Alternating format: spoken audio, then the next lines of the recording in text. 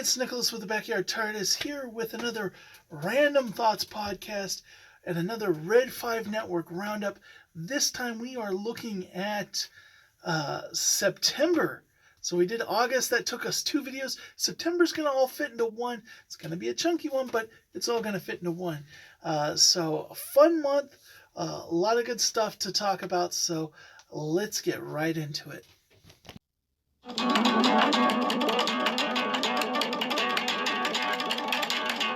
converSWations.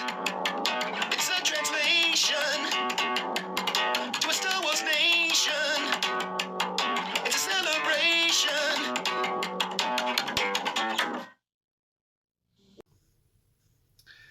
converSWations. Well, back in September, you made the statement that R2 was quick on his feet. Quick on his feet? Really? Really? Don't you mean treads? I mean, you're converSWations. You're supposed to get all the puns and silly inside jokes, and you missed that one. Really? No, that is not what my thing is about. But I did, when you said that, like, it stuck out to me. But no, you were doing the what if about if Yoda trained Leia. I think this is an interesting what if, but when you started talking, you went a very different way than my mind is. Because it really is, when did that training start? Because if you're saying, what if the roles were reversed and it was Leia, either Leia that was on Tatooine, or that somehow instead of Luke ending up with him to train, it was Leia, and a lot of the other events played out similarly, but it was Luke, Han, and Chewie, on, Cloud9, and, Cloud City. See, now I'm flubbing. It's contagious now. First you talk about R2's feet, and now I'm calling it Cloud 9 instead of Cloud City. It's contagious. But anyways, say Luke's there, Leia goes off, trains on Dagobah. I think Leia might fall to the dark side. I think she has an anger built in her with the destruction of the her planet Alderaan, with all the stuff that she's gone up against. I truly think that she has reason to be angry a lot more than Luke. Now Luke, Aunt Owen and Aunt Beru, or Uncle Owen and Aunt Beru, definitely hurt. Seeing Obi-Wan killed, those things hurt Luke. But Luke was only affected by the Empire in a very small way. Leia's entire life has been about the Empire. And that kind of all crescended in like this big destruction of her homeworld. That's huge. The hatred, the anger she must feel. And unlike Luke, both in the EU and the new canon extended media, Leia had trouble coming to grips with Darth Vader being her father. She couldn't forgive him. Luke said, I found good in him, this and that. Leia could never get around that concept. She never had closure with Vader. I think she would have been more devastated when the I'm your father moment happened.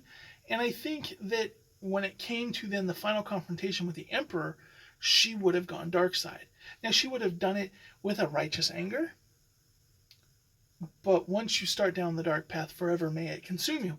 I think that she would have basically, like Count Dooku, like Vader, seen all this injustice in the world and gone down the dark path to set it right, and then eventually turn into what she hates. Now, if you were to say that she was trained, instead of going with Bail Organa, she went with Yoda and was raised on Dagobah and stuff, I think she would have come out and kicked Vader's butt. I think she would have been far superior if she had years of training from that. The Emperor did train Vader, kept Vader very powerful, but in some ways he held him back too. And I think that Leia's youth, her vigor, her sense of righteousness, combined with years of Jedi training, she would have been amazing. She would have made EU Luke look like nothing. Now, same could have been said of Luke if he had lived his whole life with Yoda.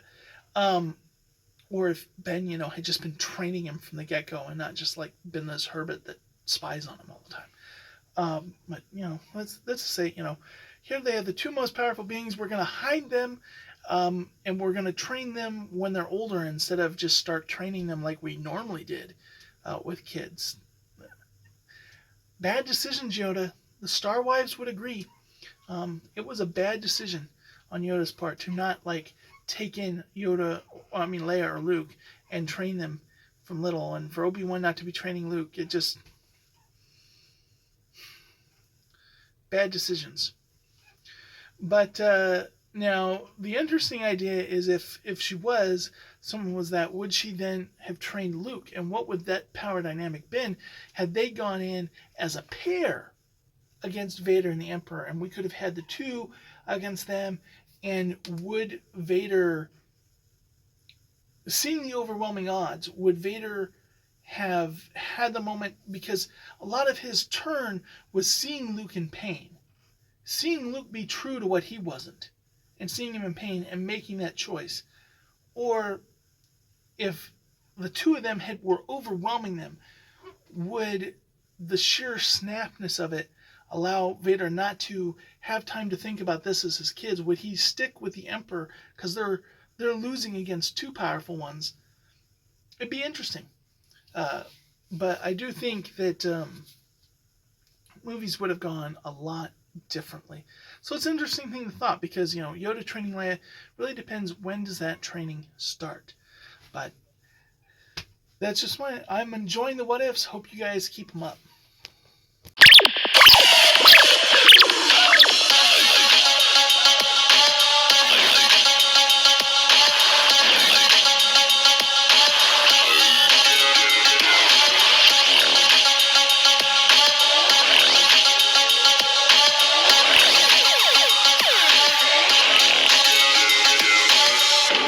This station is now the ultimate power in the universe.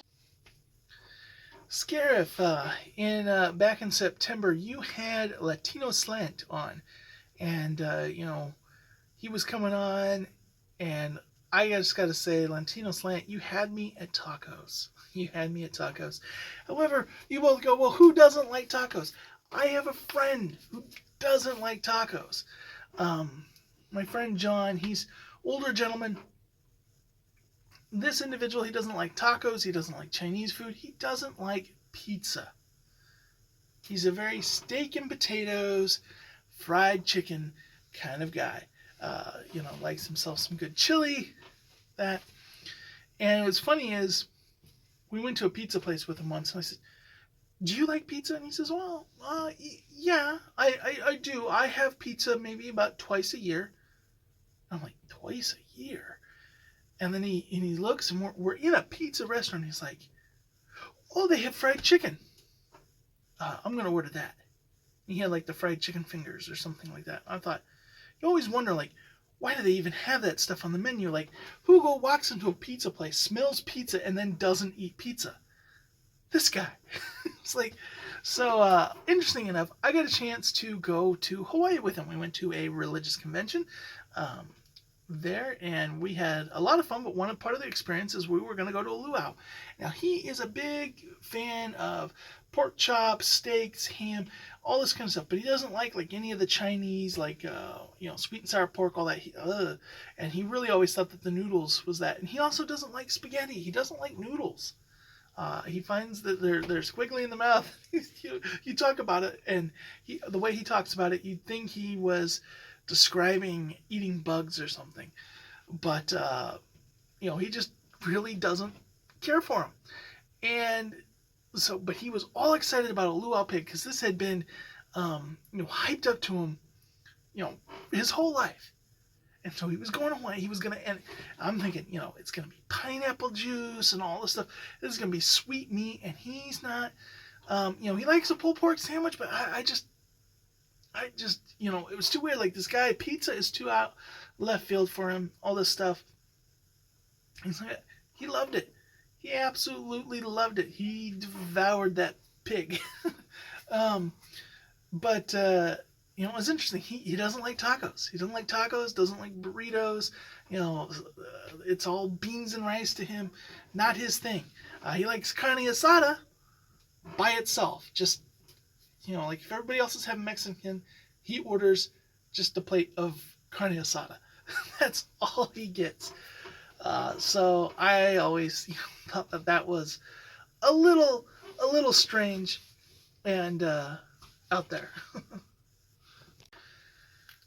So on Scarif, you also talked about cereals, like the old classic cereals, Flash Gordon, the stuff like Buck Rogers, different kind of like little adventures.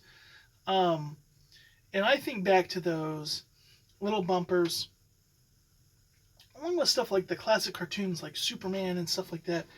This is something that I thought was an amazing thing that they did in movies, these little supplemental movies. And while I do like the idea of bathroom breaks in movies, I would have a hard time if the bathroom break was consumed by one of these like mini movies that I wanted to see. I'd almost be more interested in that than the regular movie. But these also go to like the old pulp magazines, even decades before these were a thing. And then like the radio audio dramas, War of the Worlds, these different things. A lot of these were like classic adventurers, things like Zorro, things like all of a sudden I can't think, the Lone Ranger, Zorro, the Lone Ranger, all this stuff that is like precursors to our modern, like Batman, Spider-Man, Superman, all this stuff were these kind of like antiquous heroes of, they're either like a space guy out there, Buck Rogers, all that kind of stuff, Flash Gordon, or they're like, a desperado like Zorro, or, those kind of ideas are just so fun. They're so adventurous. And this is the kind of thing that I wish we had more of. When the movie Sky Captain and the World of Tomorrow, it very much had like these old serials inspired attitude, and I gravitate to any like video game, anything that like has kind of like this look or this feel of stuff from that era really gets to me. And when it comes to audio dramas, I do a lot of Big Finish audio dramas, and Big Finish has audio dramas for UFO, they have audio dramas for Space 1999, Doctor Who, all this kind of stuff, old Sherlock Holmes, and they very much do full production audio, just like the War of the Worlds, with sound effects, all that. Sounds like it's a news report. This is some really cool and interesting stuff, so I would definitely recommend that you check Big Finish out, because they've got some amazing kind of serial style audio dramas. And to me, I think we wouldn't have a lot of modern cinema is based down on these old pulp fiction comics, these old serials, these old audio dramas are really where a lot of what we have comes from. And for the most part, most of us are ignorant of it. And so it's definitely something that I'm really into, and I like going back and watching this older stuff. It has a charm to it that I feel is lost on modern day cinema, and I would really like to see a lot going back to that. But that's just me. I kind of have old taste in that way. Okay, the last thing from Scarif that I want to talk about from September was movies that you've seen on the big screen. And there's a lot of them that were really impactful. Jurassic Park as a little kid was something that was super impactful. I would have loved something that's on my bucket list. I would love to see the original Star Wars films unedited on the big screen, especially Return of the Jedi. I'd love to see that unspecialized edition on the big screen. Probably will never happen. Movies that I did see, like I mentioned, Jurassic Park, 89 Batman. I know all the Next Generation movies I saw on the big screen, and those were, big ones. Of course, the newer stuff, the Marvel Avengers stuff. But things that I've missed that I really want, I want to see the Back to the Future movies on the big screen. I never got to do that. And I almost got to do it at a drive-in during pandemic, but the timing just didn't work out. That's the one thing with when they bring this stuff back is like usually by the time I find out about it, it's like, oh, hey, did you know tomorrow they're showing this at this drive-in theater or this movie theater for like this one night at this time, and it's like, I've already scheduled something for that. I can't go. If I knew weeks in advance, that would be a priority for me. Um, Things that I do really want to see on the big screen, though, there are some direct-to-DVD things. Something I missed that was on the big screen was the Doctor Who 50th, the Day of the Doctor. However, it was actually the reaction of people to Day of the Doctor that got me into Doctor Who. My manager was a Doctor Who fan, and I had been seeing like Doctor Who references on like The Big Bang Theory, and so it was something kind of on my radar. But like he could not stop. Like he went to the late night showing of all that, um, came into work the next day, and he just could not stop talking to me about Doctor Who. And I'm like, okay, I've let this go on the sidelines too long. This is a big part of my nerddom that I know is a big deal, but I have not checked out. I got to check out Doctor Who. And then I just started binging through the show. But I never got to have that experience at the 50th on the big screen. And would totally love to do that. I would definitely want to go see like I said, the Back to the Futures. Another direct-to-DVD kind of situation would be Stargate Continuum. Would absolutely love to see that on the big screen. But if I'm going to be truthful, like, of those classic movies that I saw past their time, one of the very few that I've gotten to do was 89 Batman. And I remember we were at the theater in Modesto. It was George Lucas's childhood theater. He'd actually, for the prequels, or actually before the prequels, for all that, like, he had paid to help have it remastered with THX and all that kind of stuff. But they had up above on the second story, they had like the balcony of the Titanic that like jetted out over the lines, and you could go up there, and there was like a little restaurant up there, and then a little dollar theater. That's right, dollar theater that constantly played old movies. And we were just there one time, and I can't remember what we were gonna go see, but we saw that 89 Batman was playing for $1. And whatever we were going to go see, we weren't that interested in, because we went and saw 89 Batman. And that movie, I saw that at 4 years old.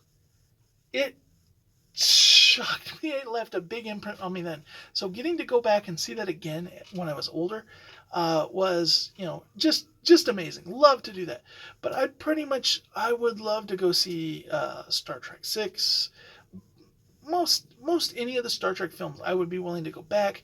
The OT trilogy Unspecialized, would love to go back and see that. I would love to see the Jurassic Park movies. I would love to go back and see all the Back to the Future movies. The Indiana Jones movies, those would be cool. So there's a lot of movies that I would like to go back. Now, you mentioned a lot of like historic classics, and there are some of those that I would like to do, although I am less than that. Like, if I were to go back and do something like that, I'd want to go see something like Flash Gordon, or I'd want to see like Battlestar Galactica, like as its movie counterpart of the OG Battlestar Galactica, to actually see that on theater, so I could see all the ways of how young Ro was impressed. I would like to see that, but for me, a lot of what I would really want to go back and see is like the 80s nostalgia stuff. Now, you had talked about serials. I would totally just go and watch serials for a day. All the little clips from the old movies, like a couple hours of Flash Gordon clips all put together on the big screen. Would love that. But yeah, there's a lot of stuff that I would like to go back and see on the big screen. And I really think that with all the nostalgia pandering that the movie industry is doing, the fact that the actual theater industry is not capitalizing on this, especially now when stuff is digital. I got it when everything was film projectors, but now that you have digital projectors, and that was how this theater did it, this was a digital projector. Now, these might have been DVDs. It was probably very poor quality for a big screen to watch. I couldn't tell, but I was a kid. I was a teenager at the time, but still, I think now you've got like the HD Blu-rays or whatever, you throw it up on that big screen and charge, the $3 a head or whatever, cheap seats, just cheap seat theaters, play it all throughout, run these movies constantly through, so they show up every couple of months, and you're going to have people that will show up in the middle of the day that will do that. And because there's only so many blockbusters, even stuff with like Avengers and stuff like that, like they're newer, but surely there's got to be a market for showing those things over again. People want to relive those moments on the big screen, and the whole packed first weekend night, that's not always everything's things. And now with movies going straight to streaming and out of there, you've got to hit the nostalgia, because today's movies don't have the same shelf life. Like, there's a lot of people that I think would rather go see the original Iron Man in the movie theater over Endgame. Like, they could re-release Endgame, and it's big, and it's hype, and it's the most hype Marvel movie ever, whatever. But I think there's a lot more people who didn't go originally watch Iron Man that have such nostalgia for Iron Man that if they had the opportunity to see that on the big screen, I think millions of people who didn't watch it back then because they didn't know what Iron Man was, that are absolutely in love with it now, would go seize that opportunity. They're just leaving money on the table, as far as I'm concerned. But that's just my thoughts. What are yours, and what would you like to see back on the big screen?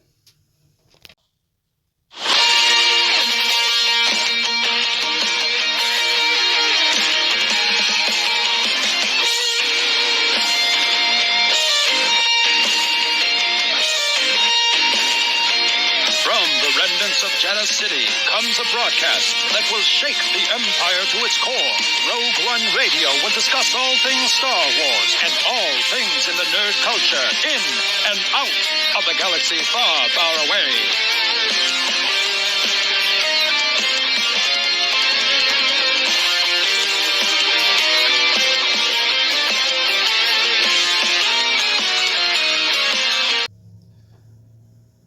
Next up, Rouge One Radio.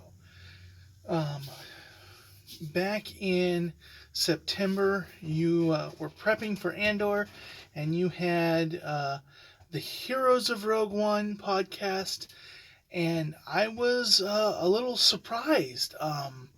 You were covering a lot of the terrorist characters in that one. I was kind of shocked at your definition of a hero. And then you had announced that your next one was going to be the Empire of Rouge One. And I'm like, that's going to be a little overlap with the heroes. But then when I saw the direction you went with Heroes of Rouge One, I was just a little shocked. I mean, Rouge One is, this tragic tale of, this brutal rebel attack, and really how that all came together. When things like this happen, like what happened there at Scarif, like, how can this happen? How do they let it get this far? How does all this security, all this preparation, how does these terrorists, these rebels, able to pull together and do something like this crazy? This is a fascinating story, but definitely, Krennic, definitely, his contributions to the safety of the galaxy are just innumerable. It's just amazing. And yeah, Tarkin's a guy you don't want to cross, but he's a necessary evil. A lot of people were saying that about Bob Chapek for a bit there. He was doing a lot of policies that people didn't like, but a lot of people were saying, he's a necessary evil that needed to be there to get things through. And that was Tarkin. And then, but much like Bob Chapek, unfortunately, they were cut short in their time with the Empire. But yeah, definitely something else. And then, of course, Vader. Vader is, he's the hero of heroes. He's out there getting the most notorious of rebels. He is taking no prisoners, out there fighting the good fight. So that was just interesting. I question, your interpretation of who the heroes were is very, very sus. Might have to report something in on that. So keep that in mind. Be careful what you say. Also, Rogue One Radio, you had your 100th episode. What a nice milestone. That's always good. You've been rocking it out for 100 episodes now, and it was fun, the different ones of us to get on there. But, when you had, from an autistic point of view, when she came on, and you asked the question you were asking is, what's your favorite food? And she said, well, orange chicken or pizza, but she forgot the or. And when you ran it back, wait, orange chicken pizza? Now, none of us knew that was actually a thing. I thought I was going to make it be like this original thing, but apparently it's a thing. You can order orange chicken pizza from a number of pizza restaurants, which to me was shocking. But after I tried it, because all of the shenanigans, that became the question of the night, but it all led to this. Hey, this is Nicholas with the Backyard TARDIS here with, just kind of a random food tasting reaction kind of thing. But anyways, yesterday, Rogue One Radio had their 100th episode, and they had Megan on for part. They had me on part. A whole bunch of ones came on, but they asked Megan at the beginning of the podcast what her favorite foods were. She said pizza, she said orange chicken, but there wasn't a comma there, and everybody thought she said orange chicken pizza. And so that became the question of the night. So I wanted to be the first to have an orange chicken pizza tasting. So I got me some Panda Express, because they're known for their orange chicken, and some cheap cheese Little Caesar pizza. So let's go ahead and do this. Okay. So, I chose cheese. I almost went with pineapple, but I figured I wanted to have the least. And if you were to do this properly, you'd probably mix the marinara with some orange sauce. Do that, but let's just try this. Wow. That's actually good. Maybe I shouldn't do this. Maybe I should not post this and, start a franchise. Move over to Tex-Mex. We got Italianese coming in. Oh man, that was actually really good.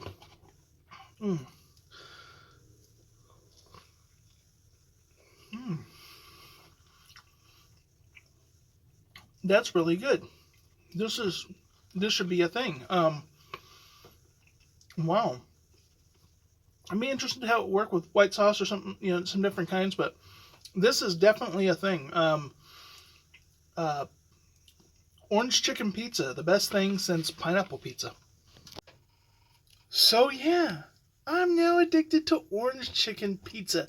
It is the new pineapple pizza, is orange chicken pizza. And this needs to be a thing. Everybody should go out and try this, because it is really good. So thank you, Rogue One Radio, for 100 great episodes, and actually it's much more now by the time I'm recording this, and introducing me to orange chicken pizza.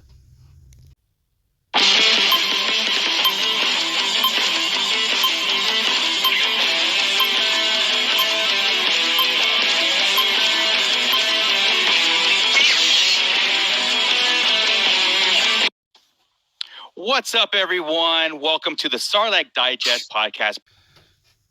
Next up, we have the Sarlac Digest. And, it's funny. You talked about a topic about Rian Johnson is at it again. And that's back in September. And here in November, we once again had Rian Johnson at it again. It's funny, this is, happening more and more. They're testing the waters. I do think that they're trying to think something. But no matter what your feel about him, or the fan base, or his movies, there's no denying how just volatile the situation is there with the fan base. And they just seem to want to, whether it be somebody at Disney, whether it be Rian Johnson himself, or some really passionate fan, it seems, or some news variety website, whatever, just wants to poke that bear like every couple of months.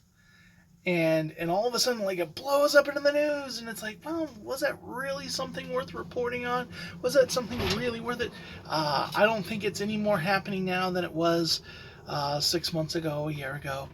But I really honestly think that at the time, before they had the reaction to The Last Jedi, Disney said, we want this. And kind of the general way the story goes is, he didn't want to do The Last Jedi. He wanted to do his own thing.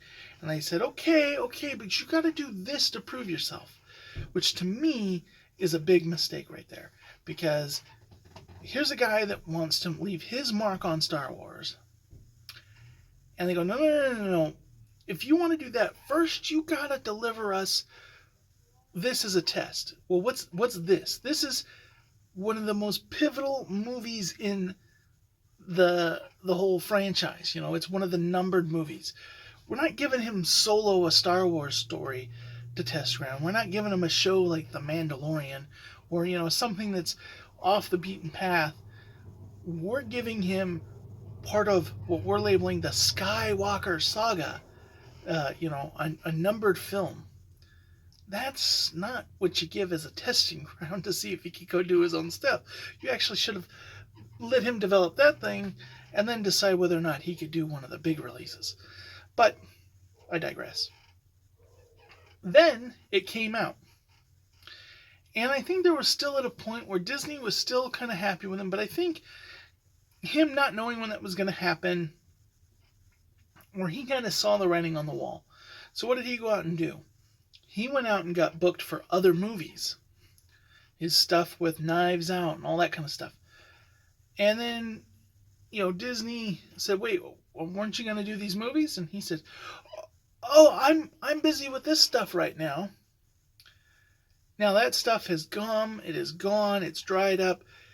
And, he's throwing it out there, hey, I want to do that Star Wars. And Disney's like, yeah, we got Patty Jenkins, and then we got this person, and then this person, and all these other people on the docket right now that are supposed to do Star Wars movies. They're going to be before you, so, but it's good to know you still want to do it, and we're still going to do it with you, but when we're available. It's basically Disney's ghosting him without trying to upset the fans that were fans of The Last Jedi. They've basically said, yeah, we're gonna do that, Rian Johnson, someday. Now, will Disney come back to do it with him? If he goes on and makes a really successful movie, I could totally see Disney going back to that well. I think it would be a mistake, but I think that if he becomes successful, they're going to want to bring him back, because that's what Disney likes to do. If somebody's super successful, that's how it's been, They keep pulling people who have a successful movie or a show and give them a contract, and then the moment they have a flop, they fire them, based on what public opinion is with them on other stuff, be it Game of Thrones, be it, they got the guys that did the Lego movie to do Solo, because that was a hot ticket item.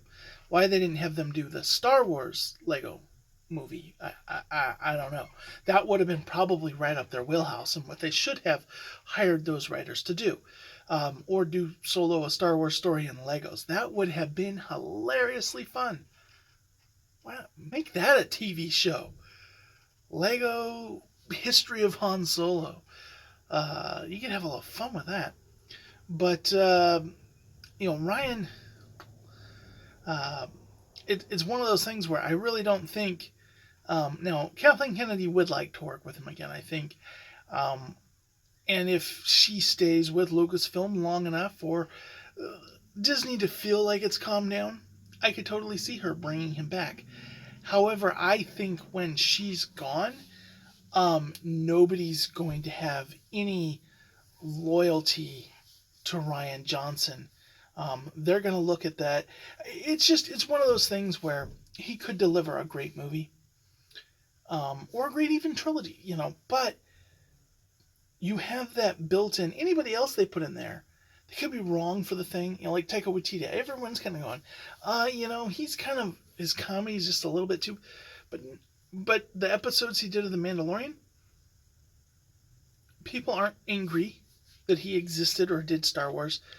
So while people are skeptical, they're not raging that he's going to do a Star Wars movie. But Rian Johnson, you already have a fraction of the fan base, and you can argue day in and day out how big or small it's a loud fraction, it's a passionate fraction, it's a fraction of fans that spend money on your product, that are obsessed with your product, that will rage, that will boycott, that will do all this. Why would you start a project, a multi-million-dollar project, hundreds of millions of dollars to make this film? Why would you start it with that? It's kind of like at this point where J.J. Abrams, I don't hate J.J. Abrams. I don't feel like his movies have a whole lot of substance. He's very flashy, he's very visual oriented. But I like the visuals, and I think if he did some original IP movies, I'd probably enjoy it. But at this point, if you hire, like if they came out with say he did Transformers or Ninja Turtles or whatever nostalgic Power Rangers, whatever project, they said, oh, J.J. Abrams, like it's immediately going to be derailed because that guy has gone through franchises.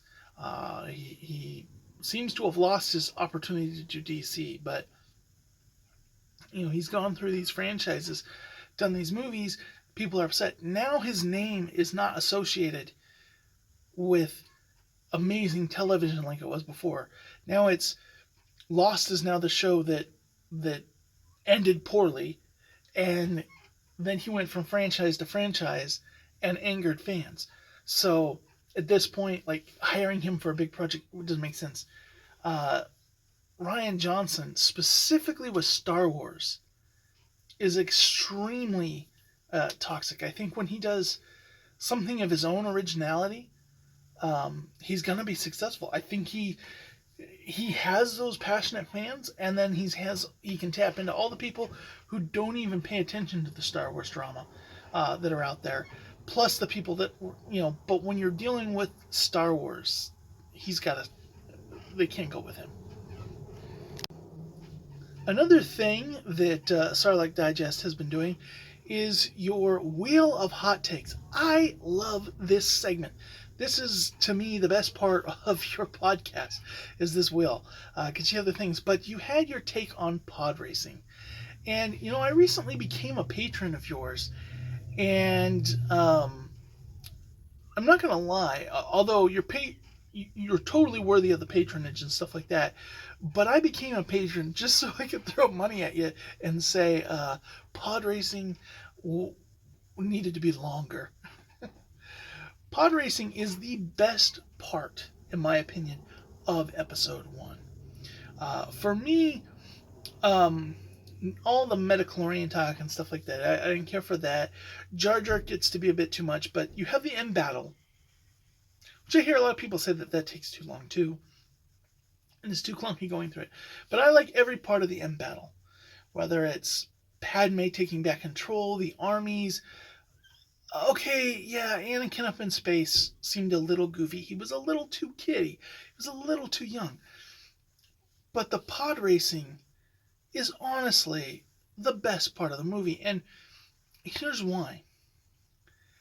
When you look at the movies, something that makes a Star Wars movie a Star Wars movie, to me, is when it adds something new that instantly becomes iconic.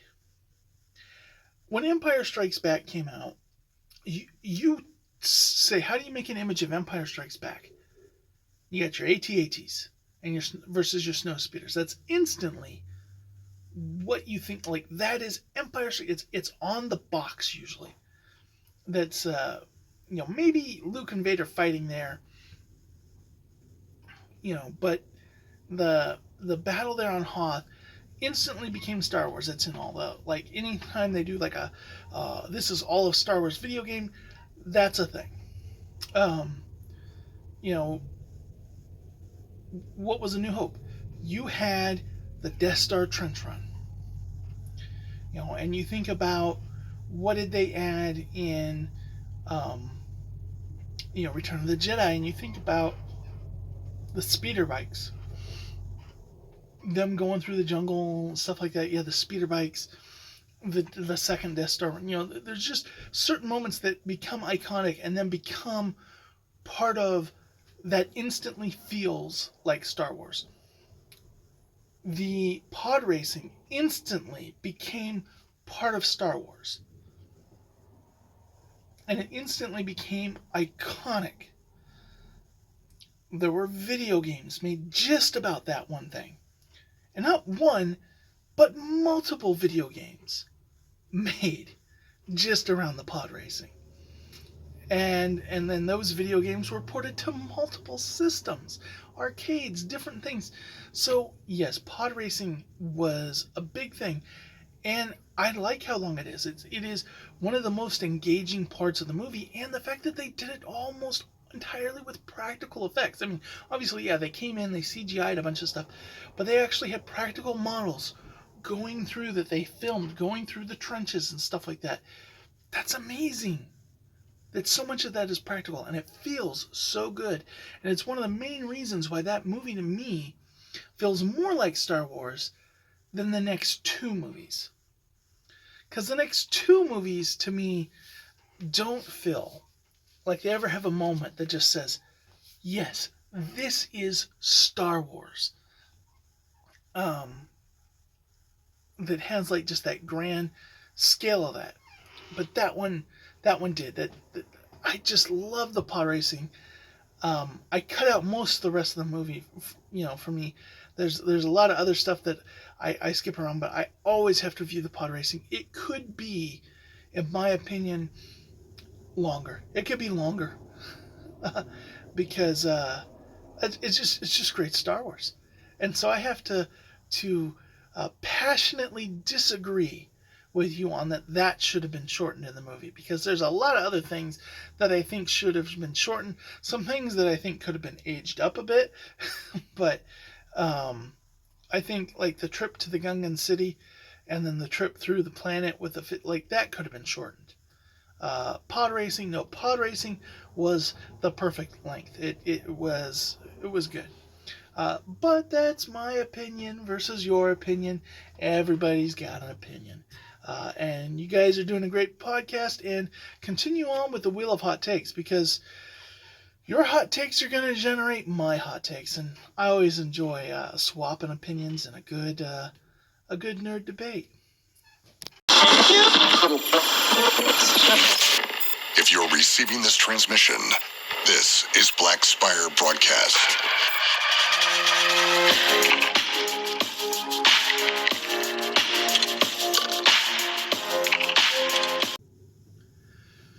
Next up, we have Black Spire Broadcast.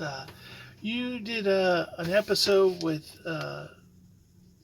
Aaron from Galactic Armory, and Aaron produces high-quality 3D-printed products, including like Star Wars helmets and more.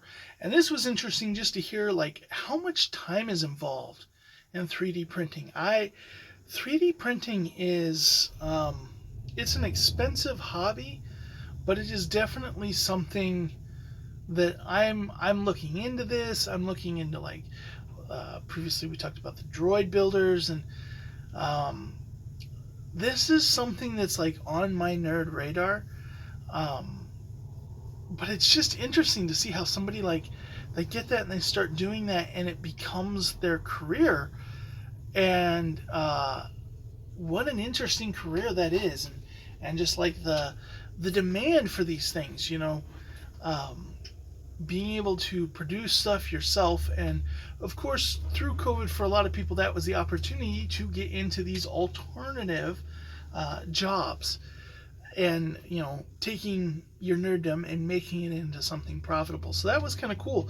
But I really enjoyed his story, and I want to thank you for sharing it, to having him on and interviewing him. And once again, I look forward to you keep bringing on individuals that do this kind of stuff. And this is a part of my nerddom that within the next couple of years, I want to branch out into. I want to, get beyond. I have a few like nerd craft projects and stuff that I've done, but nothing this sophisticated. But you'll see, like I use this machine right here. That's a mill machine for milling out keys. I put it in there, and it vectors out and mills and grinds like the high security, what the dealership calls laser cut keys. But so I'm not 100% unfamiliar as a locksmith with the technology behind that, and I've always been about staying at the cutting edge of that kind of technology in my craft. So the idea of buying some equipment specifically for my nerddom to do that has got me very, very intrigued. So keep these interviews coming. There is more knowledge here than anywhere else in the galaxy. Only members of the Jedi Council are allowed access. Guarding the holocrons is one of the most important duties a Jedi can be given. Do you think you're up to the task?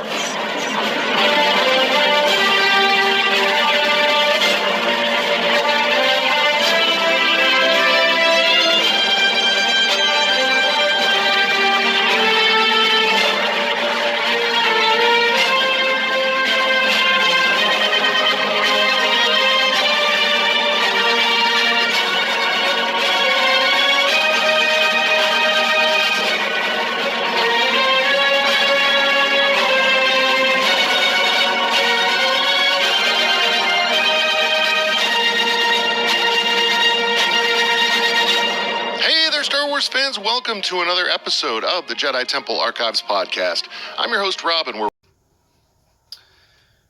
Okay, quick one here. Jedi Temple Archives, JTA, once again, I am always super hyped and excited to see when you drop a podcast. I know that the last couple of years have been really kind of rough on you, and you haven't been putting out the same amount of content, feeling the drive to do that, but you always do premiere content. And I also like how I mentioned this before with like the Obi-Wan Kenobi show, but how you approach some of this new content when you don't know if you're going to like it, not like it, and you don't want to be negative, but you're making topical positive content to go along with it. And your deep dive into Saw Gerrera, you really pointed out a lot of different aspects, tying it in, and I've always found it interesting because Saw Gerrera is a character that when I saw Rogue One, I thought, this came out of nowhere. He's got breathing, like he just seems so out of left field, and I was just that. Now at that point, I had not watched Clone Wars. I had not watched Rebels. I've mentioned before, like, before Disney bought Star Wars, like, I had written Star Wars off. And so it wasn't after, like, the movies started coming back out, and I started to be, okay, well, I got to check this stuff out. I did not realize, like, the depth that this character had. So to me, so it's always when you go into that and you're bringing out comics and all this other stuff about this character, when you go into the Jedi Temple Archives to learn about Saw Gerrera, it really helps add depth. And we're seeing that. We saw that in Andor. We got to see some good Saw Gerrera. It was really interesting seeing him and Luthen interact. One of the better points of the show, I would say. So I'm glad that even though I'd seen a lot of this stuff, I hadn't seen a lot of his stuff back to back. So your podcast really helped to put the timeline of Saw Gerrera and all the motives and stuff going on in his head all together, which prepped me good for him showing up in Andor. So I want to thank you for that. This podcast is part of the Red 5 Network. For more Red 5 Network podcasts, visit red5network.com.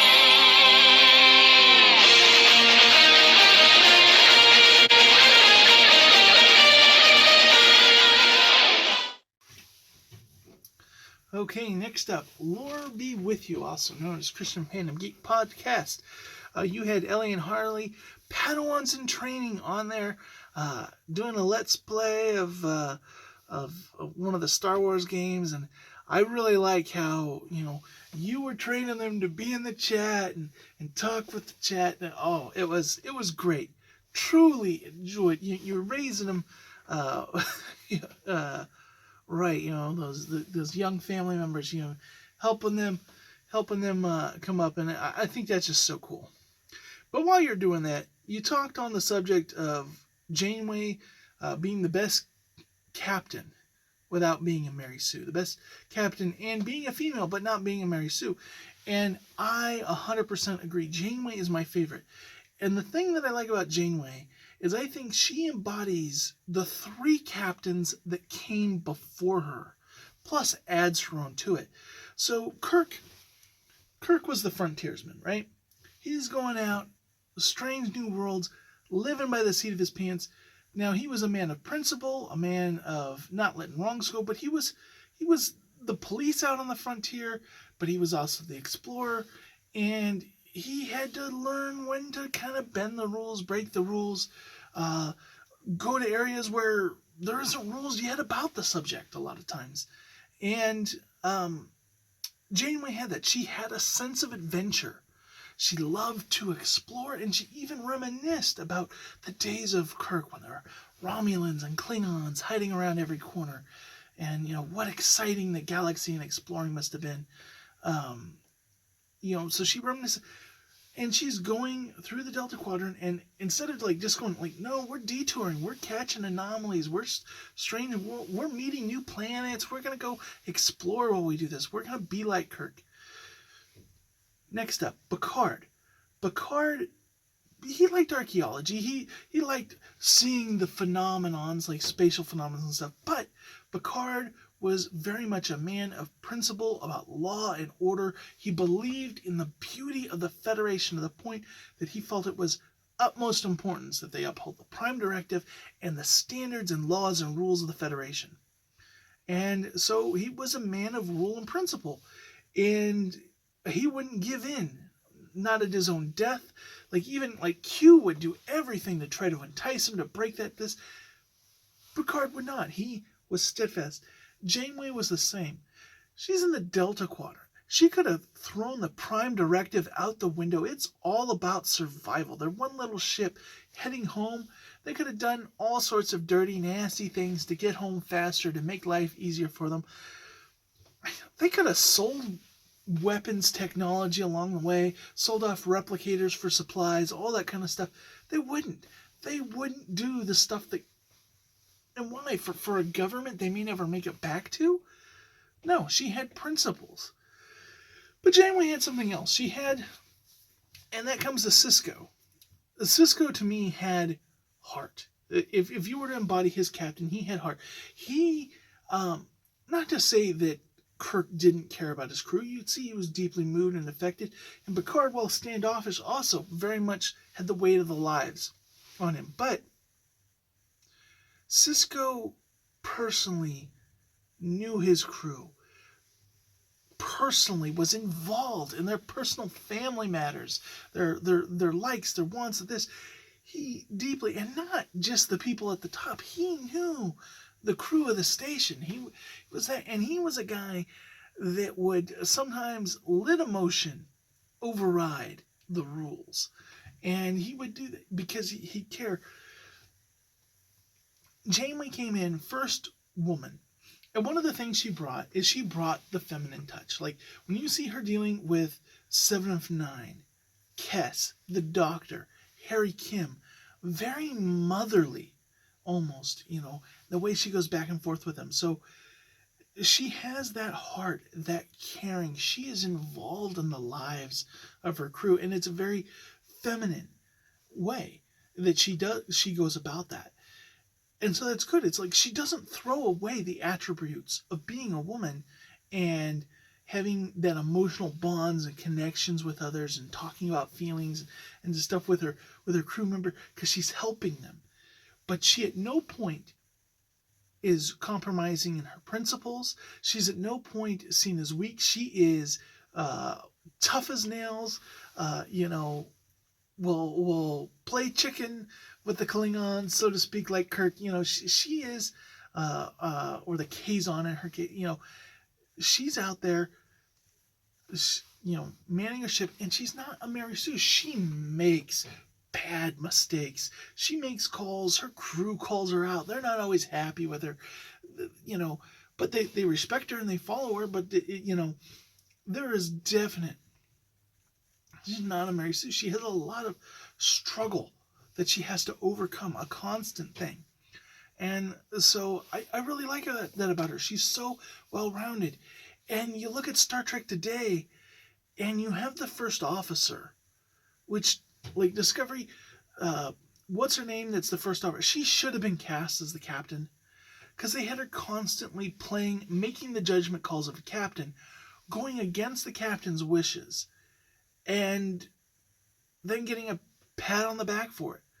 And that's just not how command structure works. It's one thing when you have a captain who's making a judgment call out in the field, and it's maybe against the orders of like the admirals or whatever, but you needed to be there, this, that, and there's certain measure of when you send the ships out there, there's a bit of when you're on the battleground, like you have to do that. But there are times when, hey, command is seeing something you're not. They get this bigger picture of what's going on, and they order you to do this, and you just do it. And so there is a little more give and take there. But when you are on a ship, and you're told, fire that gun, do this, don't do that, you have to follow orders. You have to. And like constantly seeing, so it's just and never getting in trouble for it. Like you look at like characters on there, Tom Paris, like there were times he didn't follow the rules. He got in a lot of trouble for it. And I like that the show held him to task. The new shows, they don't do that. But then you talked about calling them Malcom stews for guys that are like that. And I think that's funny because in the U.S. we do have a thing. We call them, because Malcolm is like the male version of Mary. But in the U.S., a lot of people call him Gary stews because, Airy is the same between Mary and Gary, but Malcolm would technically be the male version of Mary. But it was interesting that came to you. But it is something that people talk about Gary stews because that's what they call Superman. And I'm actually not opposed to Mary Sue's. And it all depends on what somebody calls a Mary Sue.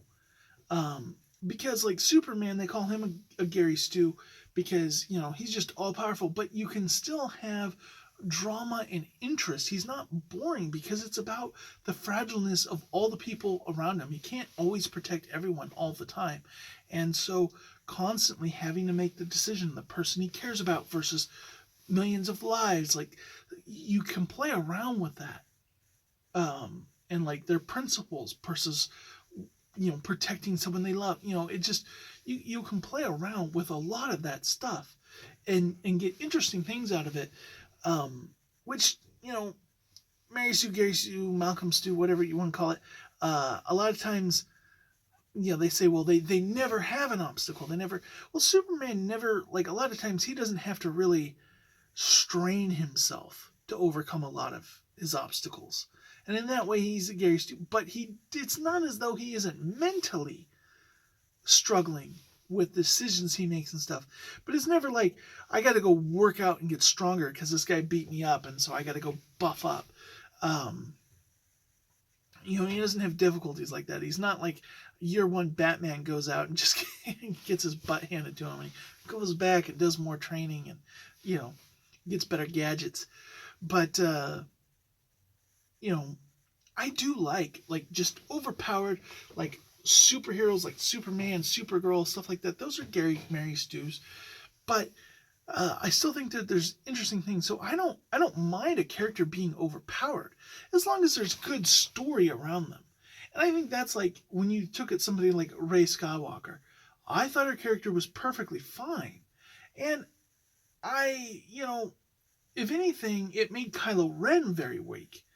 The fact that he didn't have, I have no problem with her, gaining abilities in the Force really fast. The fact that he's also supposed to be someone who's especially powerful, and he's trained for years, and he's just like a joke. That's what that. But the fact that she got Force abilities,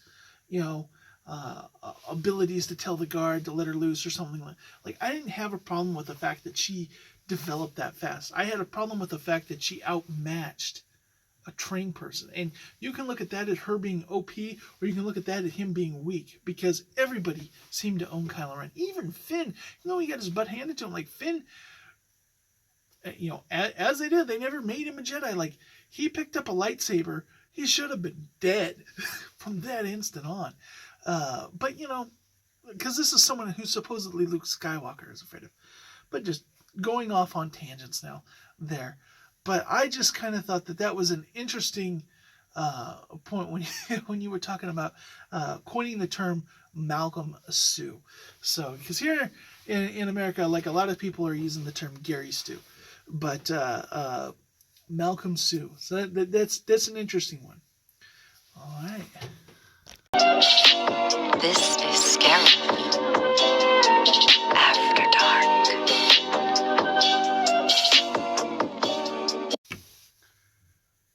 Whoa. Went dark all of a sudden. Must mean it's time to discuss Scarif After Dark. Okay, so back in September, you guys, Chantel, she went and visited Bitz and Buttons shop. And, when I saw the title, I was thinking it was a button shop. I wasn't thinking of much. But man, the nerd nostalgia there. There was just tons of stuff. Now, the first time I watched this, I was just thinking it was a podcast. I didn't realize how much it was a thing, because I saw the length of it, and I thought this was just like a discussion mostly. And so I was listening to it audibly. I happened to be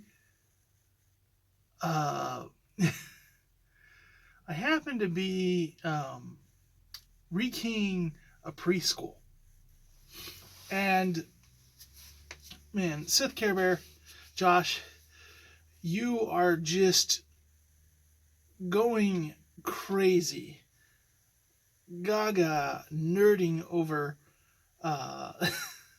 this stuff in a questionably appropriate way, over just some of like these classic collectibles you had there.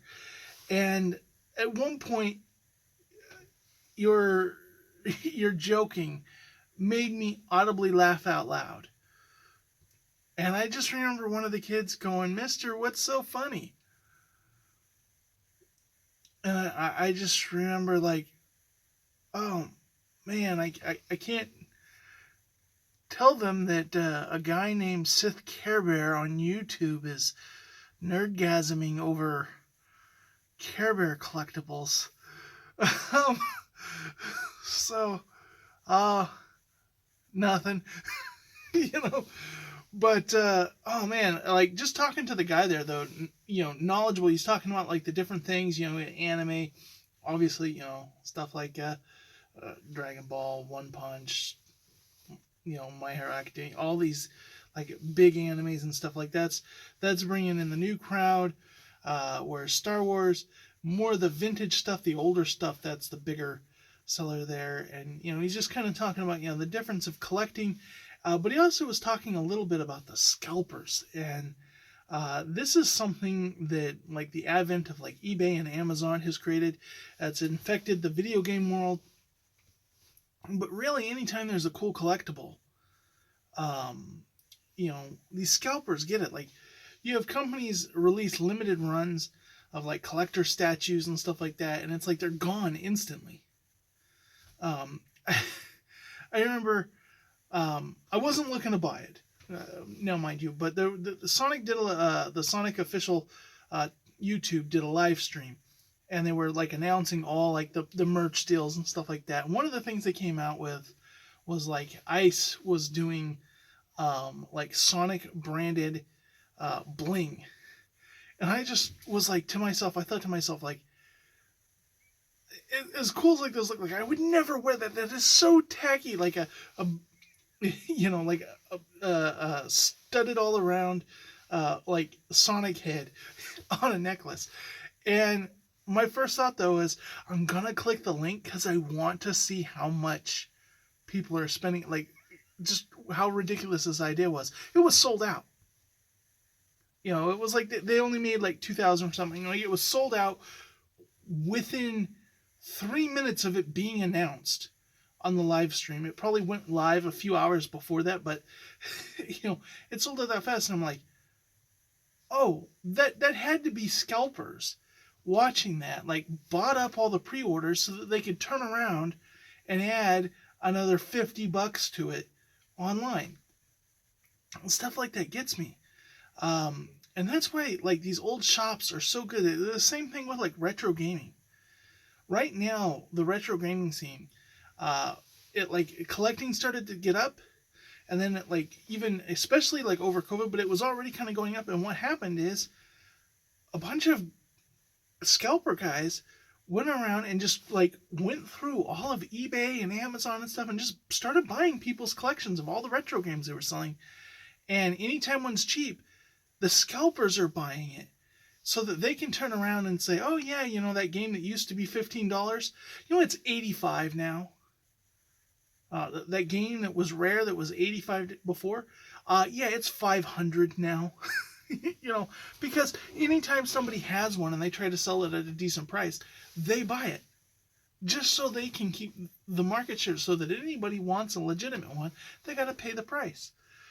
And it's just crazy. And to see like these guys go into Walmart and like just grab all the Pokemon and Yu-Gi-Oh! And baseball, and like they just buy all the cards so that nobody can ever have cards.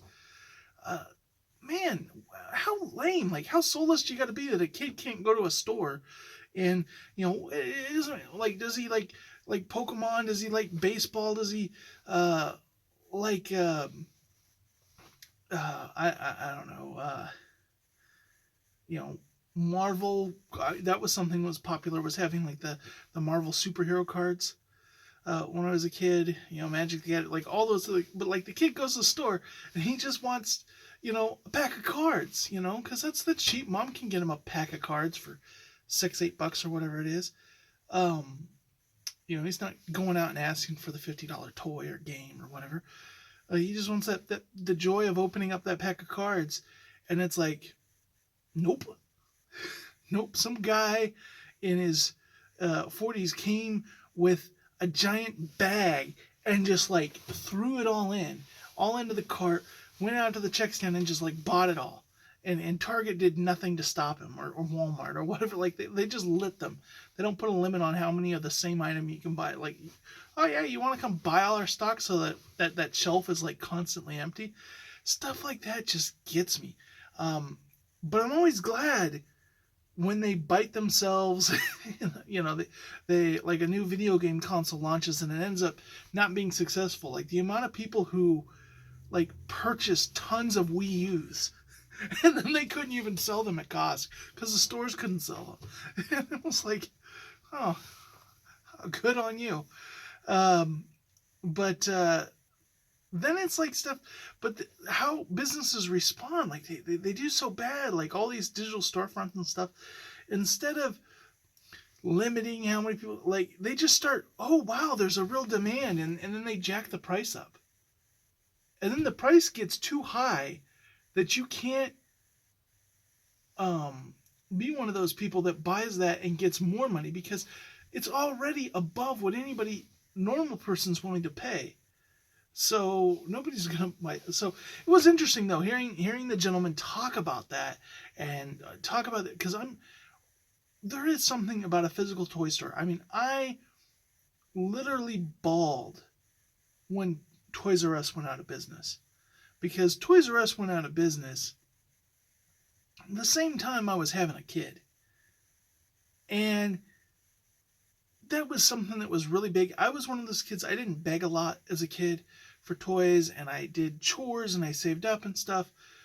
But because I was saving up, I was one of those kids that I wouldn't get distracted by the little goals. And I would, part of the thing was my mom weekly would go do her, she would go to Joann's and Michael's and all those stores. And she would drag me along. But the condition, like, we would go, depending on the city we went to, but if we went into one, we would go to Toys R Us.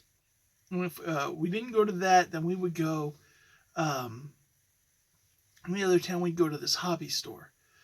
And I would sit there, and I'd have a graph of paper, and I would write, like, the Lego SKU numbers, and I would just have a list of every title and set number of Lego that I wanted, and I'd write how much they cost, and I would make notes when the cost would change, and I would just spend, my mom would let me spend an hour just looking at the wall of Legos, and every now and then I would save up, and I would buy one of them. Sometimes, $80, $90 for this set of Legos, and I would save up my allowance, and I would buy it.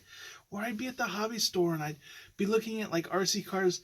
I was really into remote control cars for a long time and stuff like that. The other thing in Toys R Us, was like Super Soakers and stuff like that. So, and then I was also into Batman action figures, and that was something that I would go and I would, every set, every figure, everything that I wanted, I would write it all out on paper, and I'd write the thing, and I would just, like, be fascinated, and then I would go home, and I would just dream, oh yeah, if I do this, I do that. If I rake 5 more yards at $3 a yard, like, if I do 5 more yards this week, I'll have enough. I could go get this. But if I wait another 4 weeks and I keep up that pace, I could have this. And I would just sit there and I would dream of it. And there's just something about a toy store like that. There's nothing. Getting the old ads and stuff, like, really good, but, you just scroll on Amazon for hours, and it's like, you can get yourself in a lot of trouble, because, like, you just pick something, and you go, a Star Wars toy. Well, Amazon's going to show you, $2,000 worth of Star Wars toys, but it's none of it's special. It's not like sitting there with a box and going, ooh, and this and that, and then, oh wow, that one there. You're just flipping through, and then, like, all the Taiwan knockoff stuff is in there, and so you never know if, like, what you're gonna get's like what's on the picture. There's just something special about going to a place that was all about toys, and so going to a place now all about collectibles and all these kind of things, to me, that celebrates both the adult stuff, the high-end figures and stuff like that, but also just all the like Teddy Ruxpin. Like, I am big on Teddy. That was like a big thing for me as a kid. There's just lots of little things. Something from when, like, I was like pre-5-year-old me was really into Pound Puppies. I haven't seen that cartoon or anything, but, like, I get, like, this wave of nostalgia if I saw, like, one of the little Pound Puppy plush dogs from when I was a kid. Like, I would buy that for my daughter in a heart, because she loves stuffies. So, like, if I found one of those, like, just sitting around going through a shop like that, like, I would buy that, just because I remember, like, being 3 years old, and that was, like, what my room was decorated as. For her, it's Paw Patrol and stuff like that. That's like today's, but just kind of like going in. I love vintage stuff like that. Whether it be like the Raggedy Ann dolls and just like stuff like that. Classic, just kind of has such history to it, and it's so cool to go to a place that has all that. So I really enjoyed this. This is one that I listened to, and then I went back and watched. So enjoy the extra view time. Yeah, I learned a lesson. Do not watch Scarif after dark. Do not be listening to that while rekeying any kind of school. Hope everyone enjoys.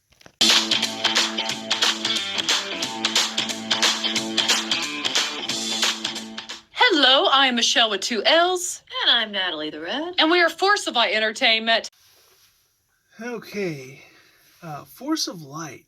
You had Karate Kid, and that you've been going back through the movies and talking about that and Cobra Kai. And one of the things that I love about Cobra Kai is that it takes from all of these movies.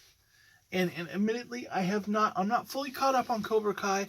I have a real problem with the release format they do of releasing it all at once, because I don't have restraint, and it's one of those things where I have to find a period of time when I don't need sleep, because if I start watching Cobra Kai, I'm gonna be watching Cobra Kai until the season's done.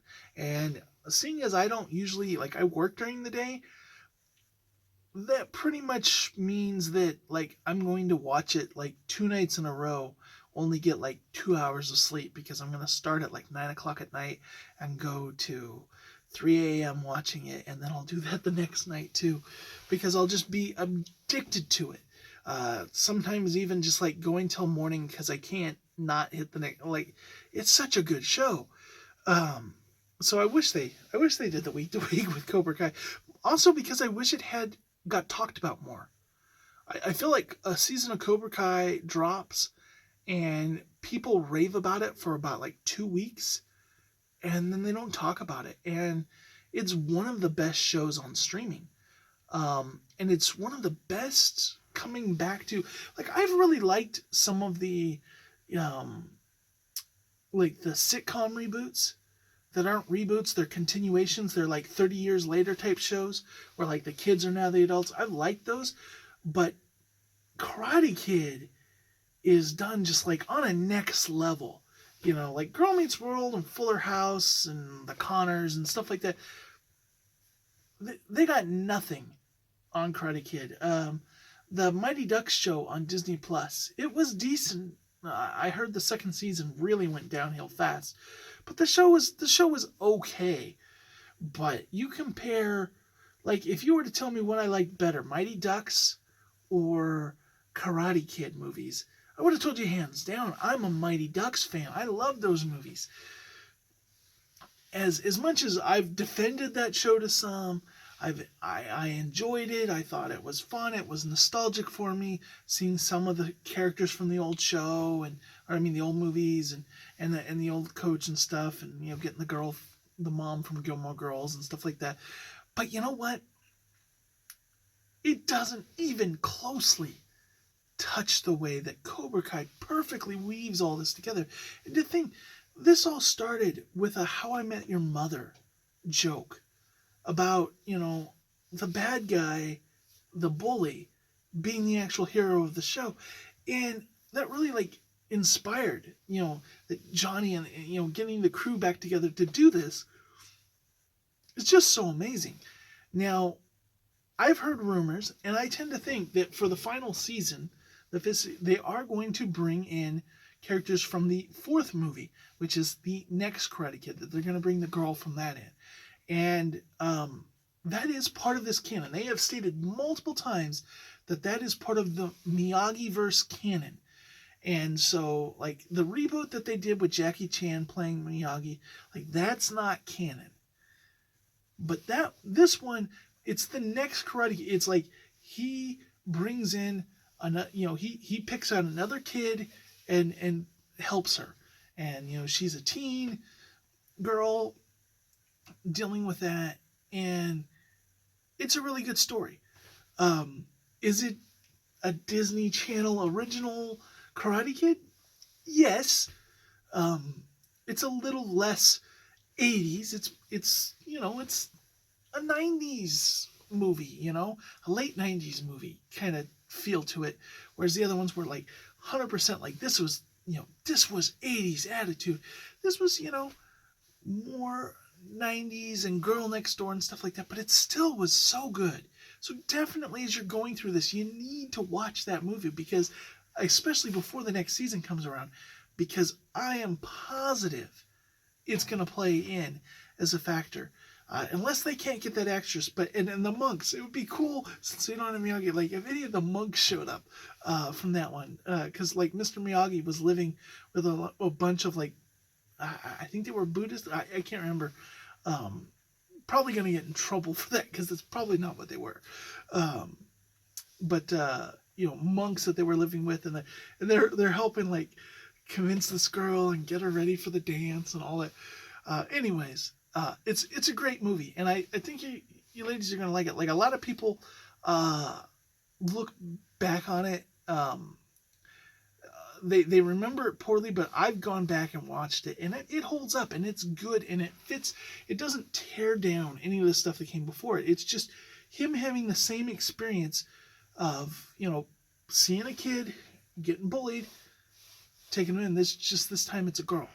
So and there's jokes about that too. He's like, boys a lot easier than girls. So as he's dealing with like all her dating emotions and stuff like that. So anyways, enjoying the content as always, and keep it up, and strike first. Okay, that wraps up the Red 5 Network Random Thoughts for September of 2022. But were there any podcasts or any of these points that you enjoyed? Let me know in the comments down below, and links will be to their channels. Check these people out. Good content. I couldn't make this content if they weren't making their good content to inspire me. So big thank you to the Red 5 Network, Red 5 family. Love you all. Just everybody keep podcasting.